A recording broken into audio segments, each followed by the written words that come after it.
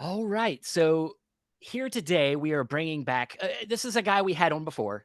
He was here. It's been a little bit, Andrew, about 2.5 years ago, roughly. Indeed, it would have Yeah. been, I believe, October of 2022 Mm. that we saw our good friend now. I guess we can call him that, and why not? I mean, I don't want to. I don't want to be presumptuous, I don't but want to be he's coming. presumptuous myself.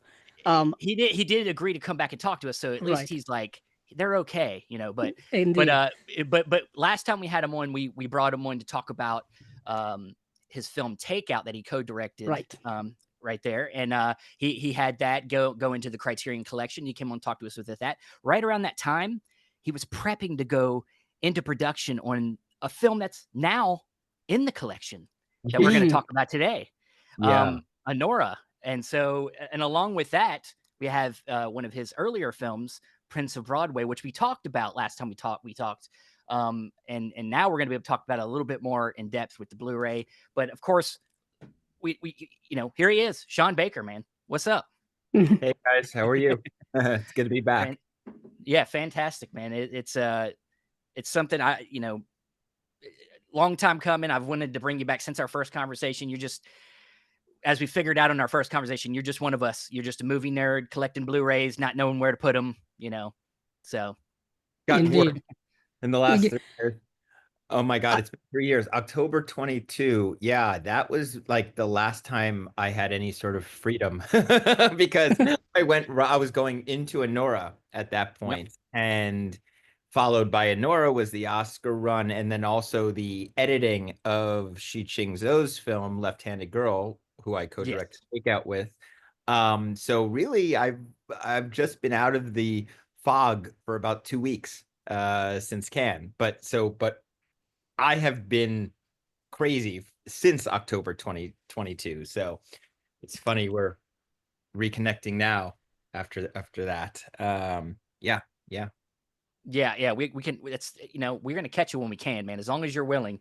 But yeah, exactly. Wherever you it's can fit us in your schedule works for us. I'm feeling tired for you just thinking about it. Just how long it's been, and you just been going at it since then. Yeah, and time goes by so very quickly because it feels Man, like October of 2022 was very recently, but indeed it was not. Obviously, for everyone, time moves a little thing. I have a whole thing with time on here, so it's a whole he thing. does. But yeah, once again, congratulations on just all of the absolute success that you've had over the last several months or so. Like Steven said beforehand, which, not during the recording, that we were rooting for you right along as if you were our favorite sports team. Literally, if we had shirts that had like Sean Baker faces on it, we would have been wearing them.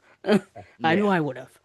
Yeah, that's cool. Thank you guys. Thank you. Well, Sean, who's your shoe guy? Because you had to have worn out your shoes. All them walks up to the stage. I mean, it's just Oh my God, I have you know. calluses from Yeah, I those know, right? I know. dress shoes. I'm not really used to those dress shoes, so But one thing I do want to bring up one thing specifically because I think, and this is something you said in their first conversation, and you've always touted this as being important. That speech when you did Best Director, like that really meant a lot. Like that about theaters, like going back to the theater, that really hit home. Like because I'm a theater guy. I ran a theater.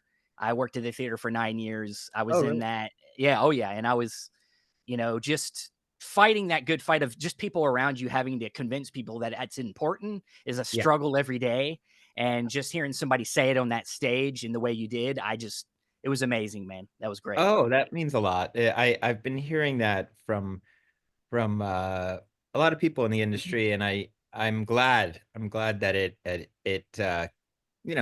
hit, it meant something to people. I didn't want to jinx myself, but at the same time, I didn't want to go into the Oscars unprepared. So I Yeah. did actually write that just in case I did win Best Director.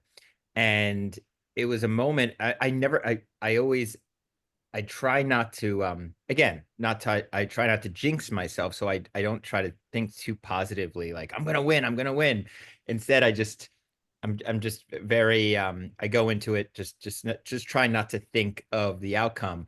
But there was a moment when, well, the moment when Tarantino walks out Yeah. onto stage to present Best Director, that I did have a wave of positivity. Like, I'm going to get this because this is meant to be, because this is a full circle thing. It was because Mhm. that I saw Mikey Madison, in Once Upon a Time in Hollywood. Plus, I had this speech that I knew I was ready to go with about theaters, and knowing he was really going to love that, being that he's Yes. a theater going advocate. So it was in that moment where I was like, this is going to happen. All right. And then it did. And Bam. it was Bam. so nice. It was so nice to be able to receive that from him. He's one of the greats. Oh yeah, I was gonna say between Tarantino and then at what the DGAs, you had Christopher Nolan. Oh yeah. Yeah, that was I was like, God, he's just got it all going on. He's got everybody, all the best people I have to taking say, him. yeah, it was really the last year I've met. Well, I already met those two, but Yeah, I have to say that it was a year of meeting heroes. yeah, John Carpenter, Almodovar, Mike Lee.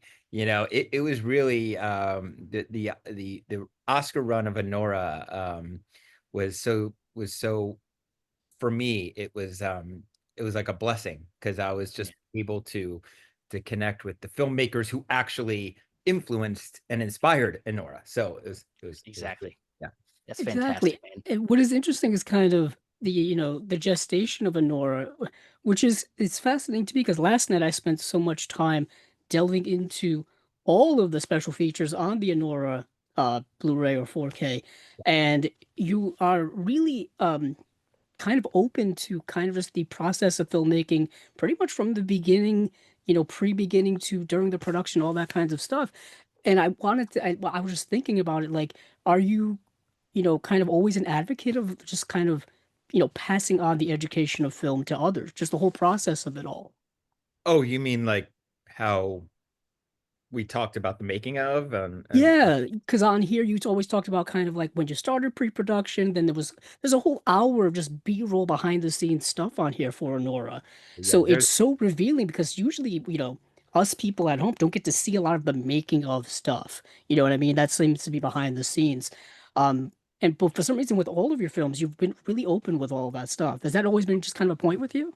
yeah, well, most definitely, because that's how I learned a lot. I learned a lot through the Criterion laser discs and listening to those commentaries. And I remember having that naked Mike Lee's naked laser disc and just Yeah, really getting into the extras and understand and hearing Mike Lee talk about how the film was made. I did go to film school, but that was like my second film school. And so I know how invaluable that stuff is. And even though Criterion's been great about having their extras streaming on their channel, one of the things about the advent of streaming is that we're losing a lot of that stuff when these mhm, films are being released. All the supplemental material that used to come and still do come on releases aren't as I think uh, widely accessible as they used to be. But I know that for those, for the film lovers, for the cinephiles, for the upcoming filmmakers who do have access to either the channel or participate in physical media Hmm. purchasing like we do. Well, it's important for me to give them something, to give them insight yeah, into the making of not just the film but everything behind the film as much as we can. And my God, Criterion has been amazing to work with, absolutely amazing. I mean, like, I was on an Oscar run with Anora, plus at the same time editing Shi Ching's film, and at the same time trying to pull these two releases together. And Criterion was so supportive. They're like, "We're here to help you, but we don't want for us just to do it. We want you to be involved." And I was very much involved with what would go into both of these releases.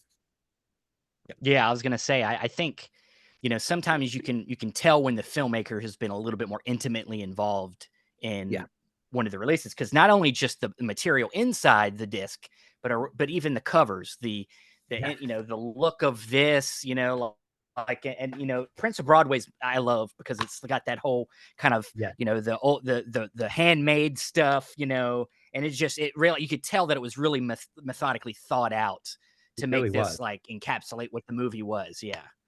I So basically, they said, "What do you want to do?" And I told them. I said, "Well, first off, as you know, Prince of Broadway is about hustlers selling counterfeit goods. So let's play into that." yes. And they came up with this amazing cover. The art team over at Criterion. Oh my God! So That what? messed me up. Like initially when I saw this posted, I Yeah, thought this was like a fake version of the movie. Like it was like somebody took a picture of the movie sitting yeah, down somewhere. I was like, why is the picture looks I was like, no, it is the Blu-ray cover. I was like, yes. it messed me up. Sorry. Yeah, I mean, if it you can maybe, I don't know, with streaming, I don't know if you can still find this on like Canal Street, but 20 years ago, or, when we shot Prince of Broadway, all around Broadway and then downtown, all around Canal Street, you would find bootleg DVDs being sold by hustlers, and they would be out on a little tarp, and they all had these like sort of bootleg covers. As you can see, right next to it is like probably The Dark Knight, and Yes, this I was is gonna say like Nolan is right there. And yeah, this is like a Ye- Nigerian film, because you always mm, found Hollywood films yeah. being sold by those guys too. So I really love what Criterion did for that. Inside, like a little fake Louis Vuitton Oh, design. love it. Bag. Love it. Yeah. Look closely, it's PB. And then of course, yeah, the BDR, uh, Yeah. which yes. So With I yeah, I with the love backroom walls in the yeah. background of it. I Yeah. love that attention to detail because also, I mean, just in terms of like, education of home media, a lot of the younger people now don't realize how big of a underground industry bootleg DVDs were in the 2000s. oh You know yeah, what I mean? It Yeah. just it's really fascinating kind of like how that's gone away because technology with home video has changed so much with, the advent of streaming. Streaming's kind of like, changed that, the internet's changed all that and stuff. But I guess since you brought up Prince of Broadway, going back to, looking at Prince of Broadway, how was that for you? Like, as a filmmaker, who hadn't, visited the film in so many years. Because I remember there's a special feature on here saying that you literally had finished the movie and then, yeah. got it out to distribution without even being able to tinker it the way you wanted it to look and stuff like that. Yeah, yeah. So when the film was released originally, this was such a low budget film, that it was, we did have some color grading done to it, but it wasn't even 100% professional. It was, and the mix was sort of, it was semi-professional, let's say that. So we were able to go back to the original elements and make this film look like the way I always wanted it to look like from the beginning. Um, and because we did the restoration over, well, 15 to 16 years after the film was made, technology allowed us to really do some things that we wouldn't have been able to do back then. There's a few scenes that were very underlit, very dark. Well, we were able to carve out images in those scenes and reduce and remove the grain and sharpen and brighten and then put the grain back on. Really, and so watching the film now is like night and day. I mean, if you compare that old, I think it was on New Video, that was the label. If you compare the New Video DVD to Criterion's Blu-ray, it's like a totally different I movie. will say Uh, I can concur with that definitely. I watched it last night and I actually watched it 2.5 years ago when you were on the first time and I had seen it was only available in that, standard definition old DVD type of print and whatnot. And this new Blu-ray is a revelation yeah, really. compared to that. Hmm. Truly a revelation, like it kind of yeoman's work. And I know that you had done similar with Takeout, going back to even an older film of yours Yeah. with going like I remember you had mentioned, well, goodness, you had done like a frame by frame restoration back then and whatnot because Yeah, it had needed it. exactly. Each film had a different workflow because each film originated on a different medium. Takeout was mini DV, standard definition, mini DV. Prince of Broadway was actually HD, but it was like one of the early prosumer cameras. I think it's the HVX 200 or something. I know Barry Jenkins shot Medicine for Melancholy on the same camera. And then my other films were all shot in different mediums, so they all had to have different workflows. Alex Coco, who is my fellow producer on my last couple of films, on Anora, he was the sort of the restoration producer on these movies. Because we work together and he understands what I need technically. And so we really did spend a long time and a lot of money. I think with Prince of Broadway, the movie originally cost $47,000 to shoot, right? So the film that we showed at the Los Angeles Film Festival that got us the Independent Spirit nomination, that got us the release, cost $47,000. This restoration cost about another 40 something thousand dollars Wow. just to get it to this place. So oh, one more thing I should note. On both Takeout and Prince of Broadway, we even took that extra step of going out to film and then Yeah. scanning that new digital negative, and I'm bringing it back. So, I mean, that negative and bringing it back. So what you see, what you get on that disc is coming from a celluloid master. It's cool. We were able to do that film out that I think really completes digital movies and gives you, especially with those two films, gives you the feel and the look of the Dogma 95 movies. Yeah. They were all shot on standard definition or something along those lines, and then they went to film and back. So Yeah, and it looks, dude. Yeah, I watched the restoration side, but the restoration Nice. special feature, and it yeah, would like in real time show a scene, and then Mm. it would scan over it and like change it, and I was like, oh, dude, it's like yeah, it's amazing, dude. And I thought the other feature on there, the one where you guys have the reunion, I thought that yeah. was really cool. Yeah, you have the reunion, and then you also have the other one where you do like kind of a reunion of the cast. Like I think it was like 10 years earlier or something like that, or some. It was like earlier. Yeah, I think the Yeah, original one was 2000. Okay, so the film was shot in 2007, yeah, did the festival circuit in 2008, finally was released in 2010, and that's when I think 2011, 2010 is when yeah. we got that DVD.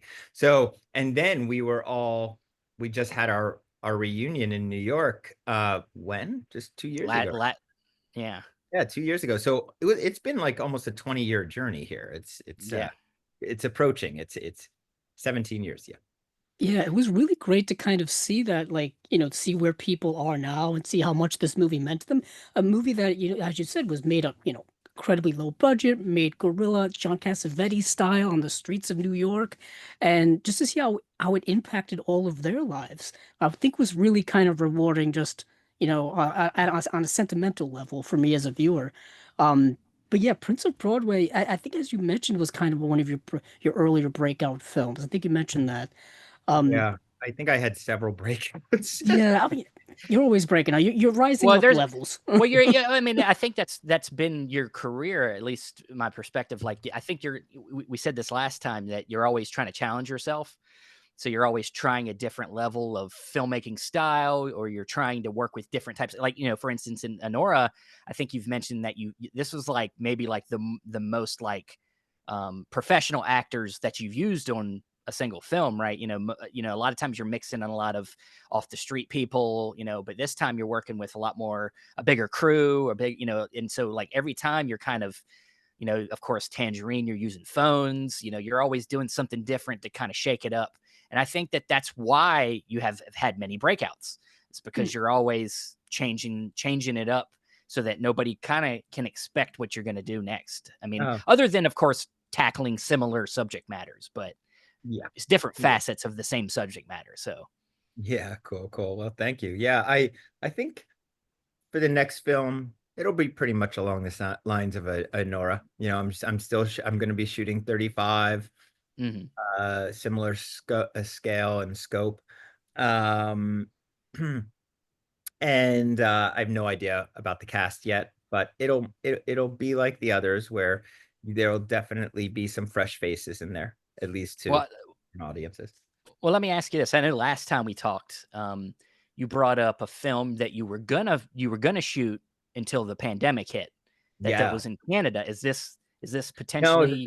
no. No, okay. I have to get back to that one at some point. That was a film about the overdose epidemic because of fentanyl, focusing Mm. on the community in Vancouver in the downtown east side. Yeah, that we will get back to that. We will get to that. But yeah, Someday. I mean, yeah, Someday. no, Yeah. yeah. I mean, I just wonder because I mean, obviously, it's topical. It's It is. unfortunately, and Yeah. Those issues but are constantly ongoing, unfortunately. Yep. Yep. When it comes to Anora, remember you had there was a great interview on one of the special features where you mentioned all of the influences of Anora, going yeah, I back love that. to God, I love it. Yeah. going back to 60s and 70s Italian cinema is incredible inspiration. Mm. Yet again, it's probably not something that people remember. It's you know what's crazy to me is when I was watching Anora for the first time, I was thinking of Knights of Cabiria, and you mentioned Knights of Cabiria. Yeah. Um, Yeah.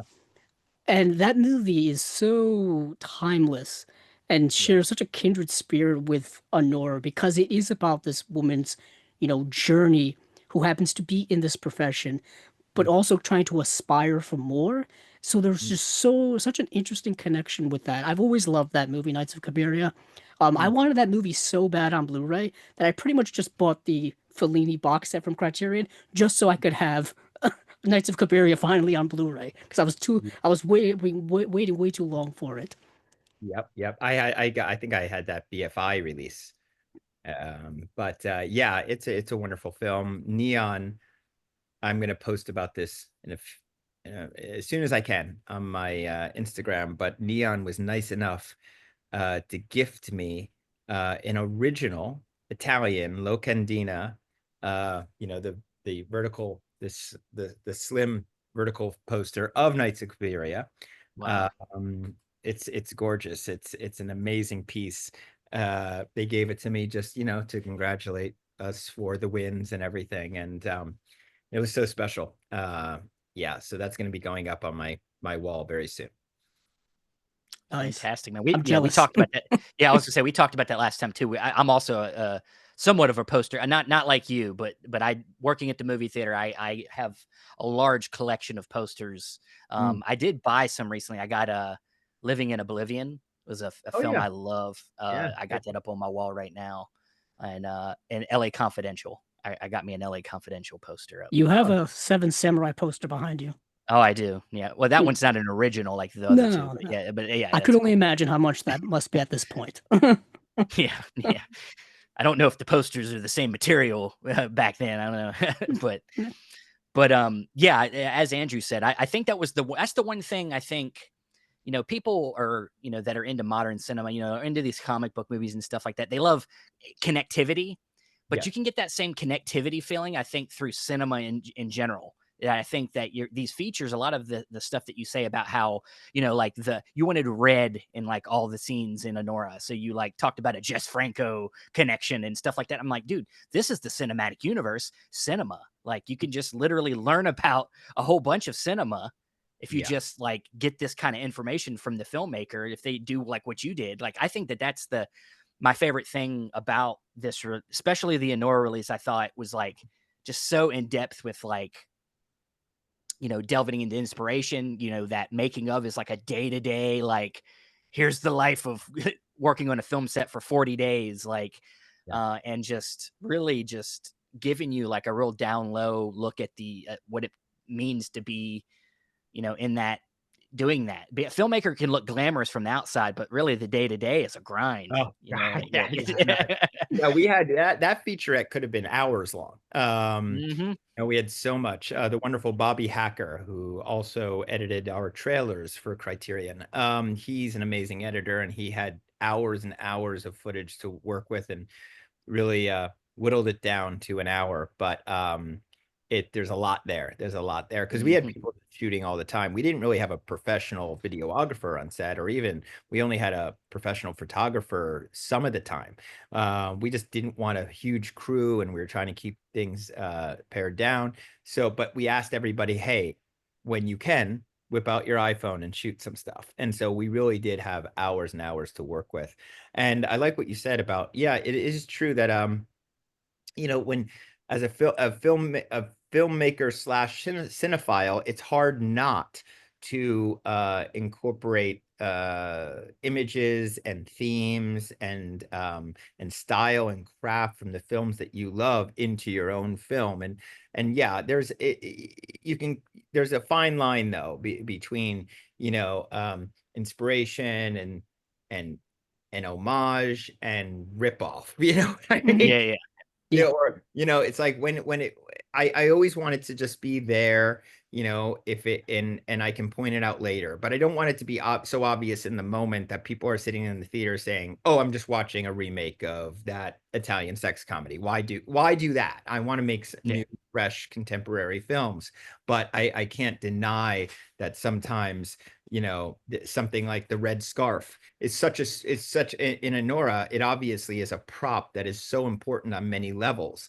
And that really did come from me seeing Vampiros Lesbos, the Jesus Franco, who's actually Spanish, not Italian, but the genre filmmaker who had Soledad Miranda wear that red scarf in such a striking, unique way in that movie, that I think that was obviously a spark. When I was writing Anora, I worked in that red scarf, and knowing how it would look on Mikey. So yeah, and that's where that image comes from. Actually, if you look up Yes. Eros Lesbos, you'll see that Soledad Miranda had a very similar pose for one of their poster releases. Not with a red scarf, but in that pose.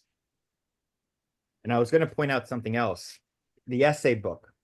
I'm Yes. very proud of this thing because, again, Criterion said, what would you like to do? Do you have any thoughts? And I said, well, there was this UK publication that ran between 1953 and 1984. Now, this is really inside baseball stuff, okay? Like, Nice. even the most geekiest of film geeks maybe I'm gonna stump a few. This was a UK publication that came out, that again ran between 19. Sam, would you mind? I'm so sorry to ask you, but could you grab me a Continental from the other room? Sorry, this is Samantha right No, behind. you're good. And I'll show you what one of the originals look like. And it was basically, what was funny about it is that it was basically a cheesecake magazine, meaning it was like ways of seeing actresses scantily clad, but Yeah. disguised as a film magazine, a cinema magazine. So they would cover films from Cannes and Berlin and the films that were out in theaters at the time, but they always kind of lean towards, oh, let's get the sexy shot of the actress or whatever. So this was Criterion took that. This is here. This is what the Continentals look like, right? I have Yeah. all of them. Wow. Yeah, I have almost a complete collection. And I told Criterion, what if Anora was released in 1974? How would Continental Film Review cover Anora? And they basically did it. I mean, if you compare this to one of the actual magazines, you'll see they got everything. The layout, even the way that it's the layout, the ads, the inserts. Oh, the table of contents, like it's all very accurate. So I'm really proud of this little very inside baseball. That's awesome, man. Yeah, that's awesome. And as a collector, those little details are appreciated. You know what Yeah. I mean? Because obviously we pay for the item, but we want to get the most value out of it that we can. That, and it's just, once again, it goes back to like, it's also, you can learn this now from, if you didn't know, you just learned it from Sean Baker. This is Literally. something that Like, it's cinema history. It's history. To put that detail into every aspect of it is a teaching moment too. Like, and I think that's, like, that's just something we were always fighting too, is it's just like getting people to be curious, getting people right. to be more curious past just what they saw on the screen. Like that's what we're striving for, with all this stuff. Like, and that's why, I mean, Andrew messaged me last night. He was like, dude, like, I spent the whole night going through these two movies, and these are two of my favorite releases of the year so far. Well, I Because did say that. I yeah, messaged him at like yeah. 3:30 in the morning because that's when I do most of my Because that's my when movie he's work. up and I'm sleeping, by the Yeah. way. So While the world is asleep, I'm up all night watching movies. And so All right. last night was basically just Sean Baker night, and I was like reorganizing my collection at the same time. So I had like your voice like behind me while I was That's moving Weird. movies on the shelf. And it's like, yeah, this is like really extensive. And that's why I started off this whole thing by asking you about like, was that intentional with being so extensive, being so revealing when it comes to the whole process of the filmmaking, and just even just random, shots of you and the crew in the car, like laughing about budget yeah. problems. You know what I mean? Like that's like all interesting stuff that we would never know about, as viewers, as film fans, as people who like productions of movies. I did want to ask you, since we are talking about Criterion releases, at what Yeah. point during the stage of Anora's production did Criterion get involved? Is that something you set up That was beforehand or after. No, that during? was after the fact. That was after the Oh, fact. Yeah, no, Prince. It was in. We were trying to get Prince done during the entire, production of Anora and stuff, and that was determined way back. Prince was determined when they picked up Takeout. They also picked up Prince, so that was just years in the making. Anora, it came after the release with Neon, and Neon's relationship with Criterion made it happen. Nice. Yeah. It's got to be nice. I know you're already a fan of Criterion, of course. You were in, and funny enough, you were in that closet 9 years ago. I looked it up. I was like, man, I it's can't believe it. can't even People look at still it now. bring it up to me, like literally almost every time I'm doing a signing or people bring up that Criterion Closet visit. It's funny. what's interesting? I like watching your Severin Cellar visit. To be honest, Yeah, That was a fun I one. like that one. Yeah, that's a fun That's one. a But fun one. But Criterion Closet has kind of, blown up over the last couple of years. Heck, they have a van that goes to film festivals now, yeah, no, that's just to I kind wanted. of give people the experience of yes, it all. I know many Gen Zers who had to start buying Blu-ray players because they didn't have Blu-ray players, and now there's been this sort of new wave of interest of physical media. And it's really kind of funny that they're like, oh, but how do I play them? And so they're all running out and buying them. I actually did purchase two Blu-ray players for two members of my cast, Mikey Wow, Madison and Ivy Woke. Nice. Just that's because I was like, amazing. I got to share movies with you, okay? So here you go. And so I Yeah, really, It, that's something I wanted to ask you. Is like it seemed like you and Mikey had a real bond. Even in the special features, you had dogs that you yeah. both, you see the credits? Yeah, I saw that. and I'm a Chihuahua guy too. I got a Chihuahua. Oh, Yeah. good So awesome. How you doing? call. Is it Nice. Vincent? Is it Benson? No, Is it Bunsen, like Bunsen. Bunsen? Bunsen. Bunsen. That's what it was. That's Yeah. it. Yeah. Hi, Bunsen. Oh, Mine's Fernando. Oh, So Fernando. hmm. yeah. But Yeah, I think Mikey got the Chihuahua bug from us, maybe. I don't know. awesome. And But now I was she, gonna ask. Yeah, I was gonna. Oh, she got three of them. Ooh, yeah. that's a lot. Yeah. But I was gonna ask you like what it seemed like you guys are like really connected. And like what was like the films that you talked about that you really connected on to like get ready for this film?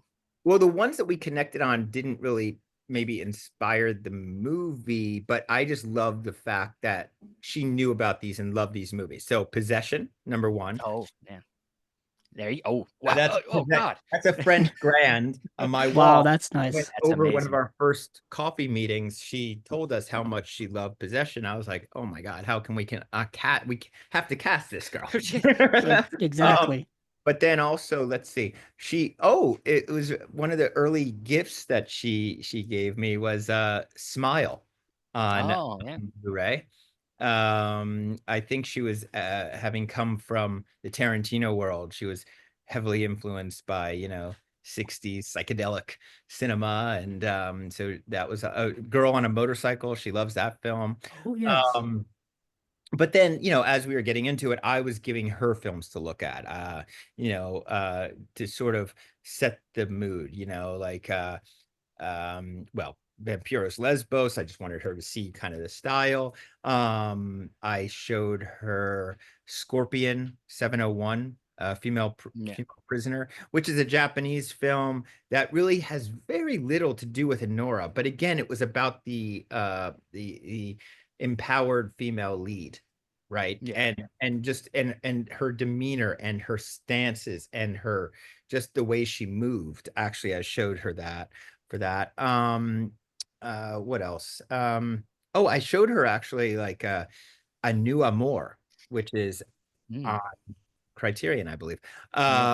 which is the Maurice Palat film. And I felt that just showing her the intensity of the drama that he caught with his actors, like the performances. I was showing her for performance sake, and she was like, "Why are you showing me this movie? I don't see the connection." I'm like, "It's about the performance. It's about the fact that like those tears are real, those slaps are real.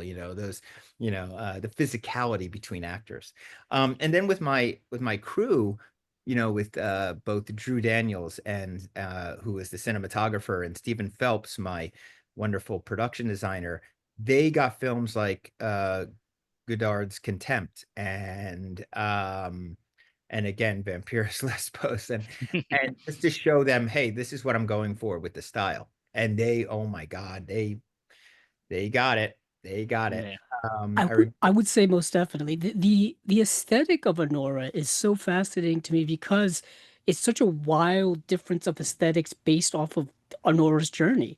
Whether you're inside of the nightclubs that she works at, whether you are inside of the mansion of Yvonne, whether when they go to Las Vegas and there's this whole big montage of the lights of Las Vegas and the bright lights and the Yeah, partying and all that kind of stuff. There's so many different aesthetics throughout the film, and the film balances it all.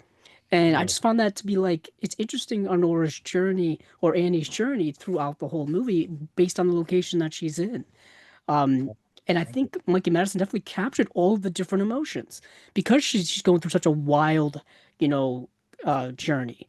Um, Yeah. yeah, yeah. So all of those influences that you mentioned all make sense. The different movies Also, that you had her watch. yeah, thank you. We are also shooting in really incredible locations, and we shot in a lot of locations for an independent film.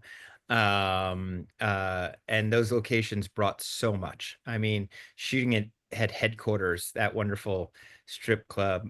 I don't know if it's strip club, gentlemen's club, Hmm. on the west side of Manhattan, has such a unique look, and then you have that mansion out at Sheepshead Bay, and just Coney Island in general. I always say that Coney Island is sort of stuck in time. Mm, I was shooting a fashion film there in 2021. It's near the end of mm, COVID, and I was hired to do a fashion film, and they said you can do whatever you want. It was a boutique label by the name of Kate. You can see it online, and I did an homage to the Warriors. So we went to Coney Island and we caught a lot of the original shots from the Warriors, but had a female gang in it. That was the whole mm, thing, wearing all of the fashion of the label. And I remember being on the boardwalk in the snow, standing next to Alex Coco, my fellow producer, and I was like, I love this so much. It feels like this could be 1978. You wouldn't know by looking around. You have the iconic Wonder Wheel, the Cyclone, all of these iconic things that haven't really changed much in decades. I'm like, I think we should make a Nora. I think we should make a Nora. That should be our next film. We should get back here and shoot in the snow in Coney Island. And that's what really got us moving, I think, because we had a few ideas that were brewing, as you brought up that other one from Vancouver. mm. We didn't know which direction to go after Red Rock, and it was really that moment standing on the boardwalk that I said it's going to be a Nora. Yeah, I think it's interesting. I think sometimes people when they want to think about like what what sparked a filmmaker to go do a certain film, they might think like a great story idea or a great but sometimes it's just like maybe a moment maybe or just like a thinking about a certain mood or a certain thing that just sends your imagination wild about what you could do with this, as you said, like this location, this is what I want to do next, this vibe, Yes. and that's just, I think that tells you, and it goes along with what you did with the features on this disc when I was talking about you talking about your influences, like it tells you that you're always thinking about cinema as this wide thing that's got so many, it's a toy box, so many things you could pull out and get inspiration from, and that's how you get your next original idea. Instead of pulling out the toy and then saying, how can I just copy this toy, Yeah. and make it just a little bit bigger. You're like, well, I'm going to take its arm, and then I'm gonna do like what Sid did to his dolls in Toy Yeah. Story, you know, and just make this whole other abomination. And Yeah. that's how original film can. People complain about like, you know, nothing's original, and I'm like, dude, it is. You're just Yeah. it's And what is it's interesting, perspective, you know. yeah, the state of current independent cinema, I think, is kind of, vibing on a pretty high level. It just people need to be more aware of it. Yeah, Like, people need to be. I've always said this for like the last few years. Like you said, Stephen, there are original films. There is independent cinema. There's good mid-level budget films, lower budget films. It's all about people being aware that they exist. Yeah. It's if anything, it's a marketing issue more than anything, I think, because the quality is always there. We talked about theatrical exhibition earlier and kind of the various kind of shrinking stages it's going through right now. But, you know, independent films also need to be in more theaters. I would say That's that well, that that's is the yeah. also biggest, true. that's the biggest So, issue. yeah, That's the biggest issue. It's about, and I have this conversation like seriously multiple times. Like, and yesterday morning talking to Eli Roth about it actually, and what nice. every filmmaker is concerned about it. Producers are concerned. People who really care about the movie going experience and the future of cinema are concerned about it, and we're trying to figure out what to do. And I think the number one thing, and how we're going to do it, I don't know, but the number one thing we have to do is expand the theatrical windows, get them back to pre-COVID. And I mean, and I really, ideally, it would eventually be over 90 days. Right Hmm. now, getting us to all to agree to get to 45 days would be amazing. Unfortunately, Universal is holding out on that. And it's ridiculous. I don't understand, why that is, but it's a very big conversation to have another time. But I think filmmakers have to, if they're in a position like I am, they have to demand. They're like, sorry, I'm I'm not interested in you distributing my film unless you're going to give me at least a 45-day theatrical window. Yeah. This helps everybody. It helps everybody. It elevates the importance of the film. If audiences say the only way I can see that movie is to go to the theater, it makes it special. If it's available in the theater and at home at the same time, come on, what percentage of people are going to, get off their couch and drive Yeah. and spend money? Yeah. Yeah, I was just gonna say convenience has been the death of a lot of things. it has. Yeah, and I see it all the time. And as someone who's on the internet almost constantly, you hear, people talking the buzz, you hear all this kinds of stuff. And yeah, people will wait for the convenience of seeing any new release within a couple of weeks as opposed to when it comes out. If the Exactly. theatrical window right now for certain movies is, 2 to 3 weeks,2 weeks. 21 days or so, Ridiculous. It's people are ridiculous. just going, and if that's the norm, if that's what people believe is the norm, they're just going to wait. They're going to be locked into that because they're not going because the convenience factor and all that kind of stuff. Yeah, Yeah. growing up, 90s and 2000s, movies were in theaters for months. You know what I mean? It was even with home video, it would take at least 3 months or more for a movie to go from theater to VHS release or DVDs. Yeah. Now, like they're out in like 2 months, maybe. Yeah, it Um, really is because of COVID and the advent of streaming. It's those yeah, two things combined. Unfortunately, it had a major effect. The older audiences got lazy and they forgot the experience, and the younger audience never experienced that. And so Yeah. that's an interesting thing that's happening right now. We're seeing the Gen Z audience going, "Oh, this was always here." Like, they didn't have it, right? They didn't Yeah. have that. They 6 to 7 years they've been, it's been a different thing. Yeah. It was so amazing to watch Minecraft with a Gen Z audience where they were going insane, and I was happy that popcorn was flying everywhere. It was like, wow, okay, this is a celebratory thing, a communal experience in the theater. This is fun. They're not going to have that same experience at home. There's no way, and so no, that and it's lasting memories too. Like you never lasting forget memory, those moments. You and never it forget allows when. us, yeah. I'll never forget my first experience with that. I've said this before, 2002, which would be episode 2, Attack of the Clones. For my whole life up until that moment, because I was like 15 at the time, Yeah. nobody ever got up and cheered in the theater. Like nobody ever made any noise in the theater. Movie theater etiquette in the 90s, you sat there and you watched stuff. And then people went crazy. And I was like, people could do this? Is this illegal? But you never and it forget those allows memories. Yeah, I agree. There's memories. It allows also longer theatrical windows allow films to gain momentum and sometimes become sleepers.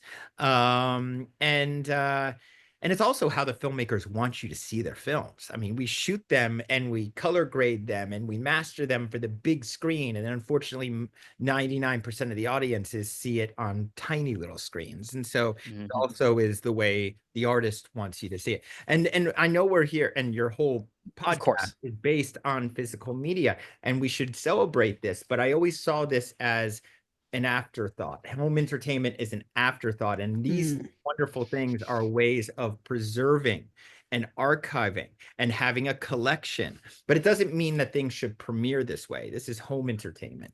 I think I think again,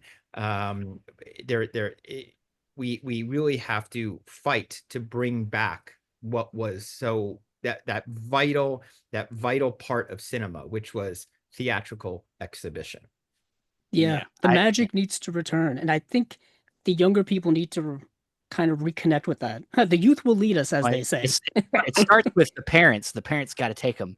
So well, yeah, the millennials who experience I'll that. be doing that with my daughter. My daughter's 3, so as she maybe a couple more years, I'll start taking her to the theater, and it's gonna happen, man. It was my wife. Very, for me, it was very heartwarming to know that our biggest, Anora's largest audience for theatrical was Gen Z.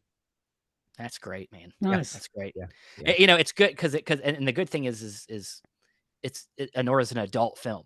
Like it's for adults. It's not just you know an action movie or you know. Right. It's good to hear that generation's starting to watch more mature films. Like Well, what is fascinating with Anora is that it is probably more relatable to the younger generation. By younger, I'm talking like people in their 20s or whatever, people around the character of Annie / Anora's age, because the movie is kind of so based in our real world now. It's dealing with an industry that has changed rapidly, that is very much commonplace now, more so now than ever before. So it's a movie that it definitely captured, I guess you could say, a cultural zeitgeist of the moment. Which I think helps. People like to see things they relate to. Yeah, exactly. I think so. Exactly. Yeah. Well, Sean, we could keep you. I think if we set Sean off, he could keep going.